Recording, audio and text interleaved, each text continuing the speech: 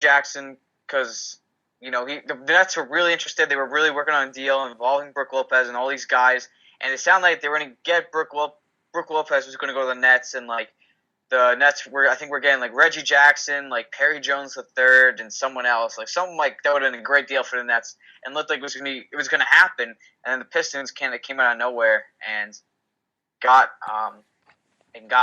Reggie Jackson. So yeah, it was crazy. And I just hearing trades. I see I was driving my brother home, and he said, "Oh, Carter Williams got traded." I was like, "You mean Michael Carter Williams?" He's like, "It just says Carter Williams on my phone." And then I heard Michael Carter Williams got traded to the Bucks, and I was like, "What? Like, what are the Sixers doing? Like, this is stupid. Like, what is going on?" And I'm just hearing trades left and right with Goran and Isaiah Thomas and Brandon Knight and just everything going on. Kendrick Perkins and the Thunder, the three-team trade. Enes Kanter going to the Thunder. Just stuff happening. I heard, actually, there was a stat. 9% of the league was traded on the trade deadline. 9% of the league. So, crazy stuff. I mean, it was absolutely nuts. Kevin Garnett, even, that was kind of weird. And it was a steal for the Nets, and we'll talk about it in a sec. But it was just crazy deadline day. All right, so I may be missing some players here. We're still waiting on a flow chart just to see. I've actually found, if you go on NBA, if you look up NBA trades, and NBA.com has one. Oh, okay. So we'll have to look at that later on. Right now, I have a list of who everyone got. So the Portland Trail Blazers ended up with Aaron Aflalo. Right. I can't even tell you who they gave up. I guess I'll find it for you. We'll figure it out. They got Aaron Aflalo, and they also got Alonzo G. And they traded away. The Trailblazers gave Denver Will Barton, Victor Claver, both guys. Victor Claver's actually all right.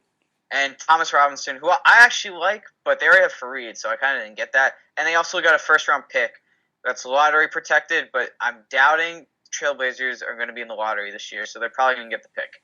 So then the Bucks, my new Bucks, got Michael Carter Williams, Tyler Ennis, and Miles Plumlee.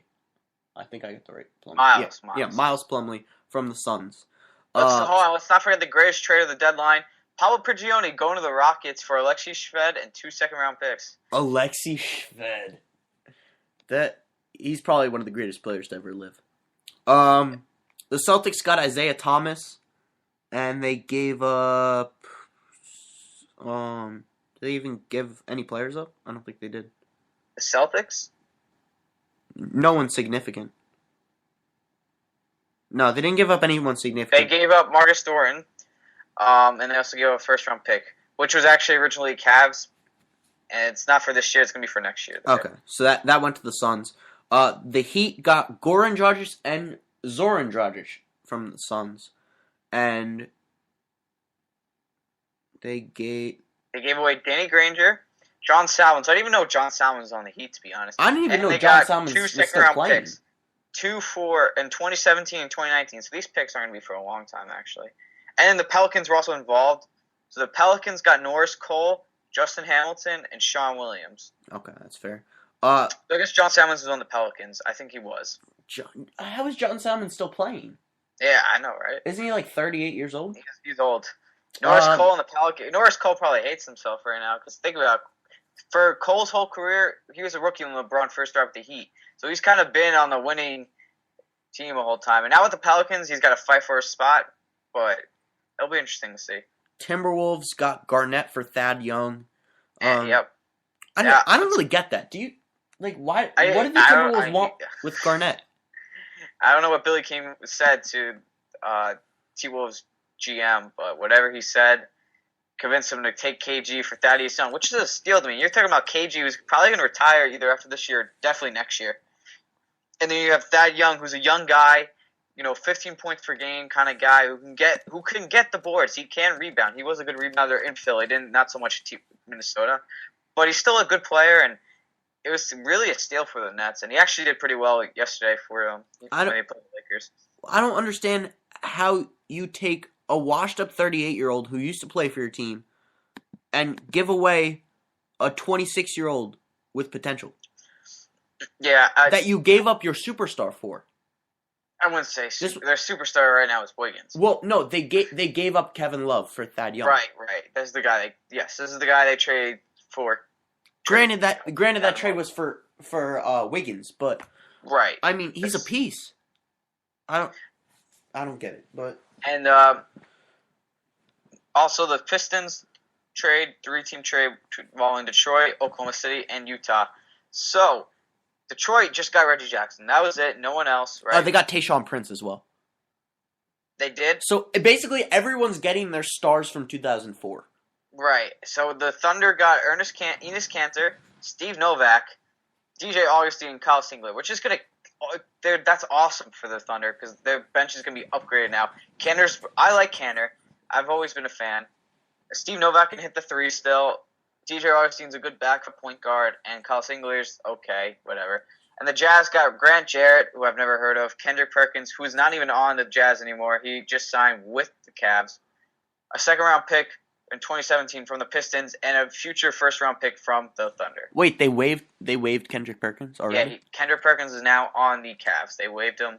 They bought him out, I think, and now he's on the Cavs. The Cavs are actually just picking up everyone's garbage. Everyone. Let's see. Are we missing anything else? The Kings got Andre Miller. I guess that's from the Aflalo trade. Ramon Sessions, right? Ramon Sessions actually went to the Wizards. And then, of course, we have the 76ers, who, for some inexplicable reason, gave up Michael Carter-Williams. And did they give up anybody else? Oh, they gave up KJ McDaniels. They got JaVale McGee, who's just a contract eater right now. You know what? Cap eater. I liked JaVale McGee. You know, before he was he really has been that good this year, though. But do you remember when JaVale McGee was in the dunk contest against Blake Griffin and dunked like 3 basketballs at once? That was the moment where his career started going downhill. When he lost to Blake Griffin, which he really shouldn't have, he just became a total bonehead for whatever reason. And I feel like he has a lot of potential, but he just can't get it together. So he might do something for the 76ers, he might not. But the real reason the 76ers are trading anything is for future draft picks. Oh yeah. So now here's also a trade that I don't think anybody even heard about. Was the Hornets and Timberwolves trade? You hear about this? The Hornets got Mo Williams. They got Mo Williams? And the T-Wolves got Gary Neal, Troy Daniels, and a second-round pick in 2019. How did we not even hear about this? And I didn't even hear about this one either. Oh, my God. Adrian Payne, remember him from Michigan State? Yes. Okay, he was on the Hawks, and he just got traded to the Timberwolves for a future first-round pick. So, just keeps on coming, man. Are they still trading? I didn't even know about that trade. Wow.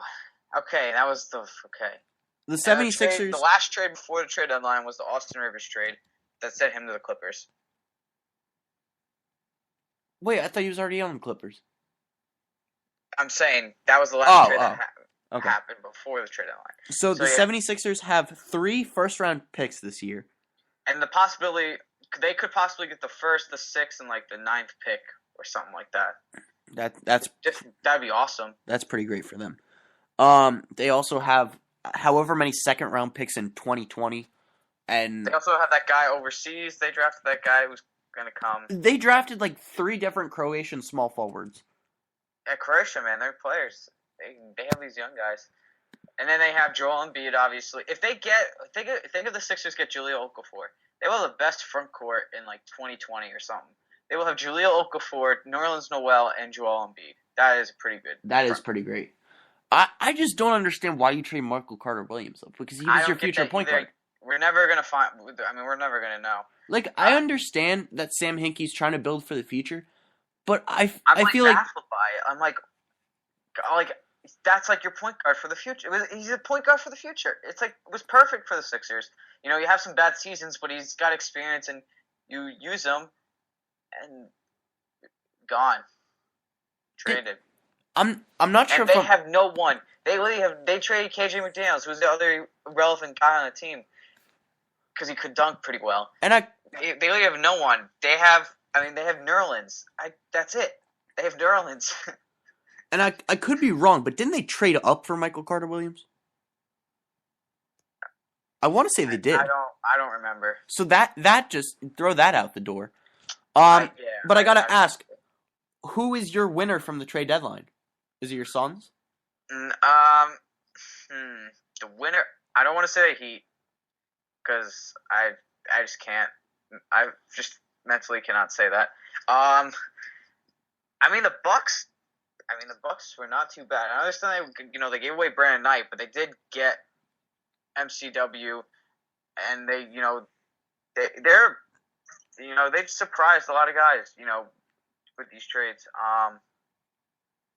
And Kenneth Marshall, oh no, I'm sorry. Plumlee's okay. Tyler Ennis is really nothing, but MCW is a good player. The Suns got Brandon Knight, which was nice for them. They did have to give away two of the big 3 point guards that they had, so 2 for 1. It might help. We'll see how Bledsoe and Knight do in the backcourt. They're both scoring guards, so I'm not sure how that's going to work out. Because Goran at least was looking for an assist. Bledsoe and Knight are kind of looking to score first. I like the Trailblazers because they really did not give too much for Aaron Aflalo, which is going to help him. And it's also it's another guy off the bench that will help him a lot and will spark the team. And my winner, I have my winner. I have it. After just thinking about it right now, my winner is the Thunder. Yeah. The Thunder getting a terrific, all guys who will come off the bench. Maybe Cantor will start, or probably Steven Adams actually at first, but all those guys coming off the bench, just terrific bench players, really. Steve Novak's a perfect bench guy. DJ Augustine has been a backup his whole life, so he knows the role pretty well. I mean, it's just great bench players for the Thunder that could actually really help them push them into the playoffs. Yeah, right now I agree with you. The Thunder won because that's going to help them in the playoffs. But overall, I think I have to go with the Bucks because when you have Michael Carter Williams now, who's your point guard of the future, and you get Jabari Parker back next year. Yeah, but they really, think about it. They essentially replaced Brandon Knight with MCW, which technically isn't too big of a difference. I feel that's an upgrade, and I like Plumlee. I wouldn't say it's an upgrade. Plumlee is all right. He has his games, but he'll get you a double-double every once in a while, but he has those games where he at least scores 5 points and gets 4 rebounds. So he's an on and off kind of guy. It's just how he fits in the system. Okay, that's fair. And we'll see what Kid does with that. And also, the one interesting thing, I want to see how Reggie Jackson performs with the Pistons. I'm interested to see how that goes. I'm more interested to see what happens in the offseason when Reggie Jackson is a free agent and Brandon Jennings is coming back healthy for the Pistons. I honestly think the Pistons just feel like they can make a push in the playoffs and want to make the playoffs. They have a really good team, and I'm not sure where they stand right now, but they have Andre Drummond, they have Greg Monroe, Brandon Jennings, now Reggie Jackson. They have... Now I'm drawing a blank. But... They have Condavious Caldwell-Pope. Yeah, I like him too. Yeah, they got some... they have talent. And there's one more... Oh, Rodney Stuckey. Rodney? No, he's on the Pacers now. Oh, really? Yep. Oh, okay. But still a decent core for the Pistons. And obviously, I love Van Gundy. So... I'm not sure where they stand right now, but being that the East is just so weak, the Pistons might even be able to make a playoff push. Obviously, most of these teams aren't even making it out of... the Pistons are 22-33. Forget what I just said. But the Bucks probably are going to be lucky if they make it out of the first round. But I like that future. But right now, I agree with you. The Thunder won this deadline. And also, watch out for the Rockets, because KJ McDaniels is actually pretty good. I'm looking right now at Brandon Knight's tweets, and it's everything about the Bucks. It's pretty funny. He's pumped for the coming back as a Buck and all this stuff, and now he got traded. It's funny, what happened. All this happened in one day, and really shook the whole league. Yeah, it was absolutely insane. All right, so this is the part of the show where we typically do our Garden State Sharks. Obviously, the NFL season has come to a close, and I would like to... I can't even say this. Congratulate the winner of this year's Garden State Sharks, Matt Stolboff. Because he... Okay, so here's what happened. I was in the lead. I was up by... 10, maybe? No, you won by 4, so I would have been... 16. No, I was up by how many points? Because it wasn't the Super Bowl 20 points? No, it was worth 10. So I was up by 6. Okay. And Snowball knew he had to go against me to win. I picked the Seahawks. And Snowball picked the Patriots. And obviously we had that catastrophic ending to the Super Bowl.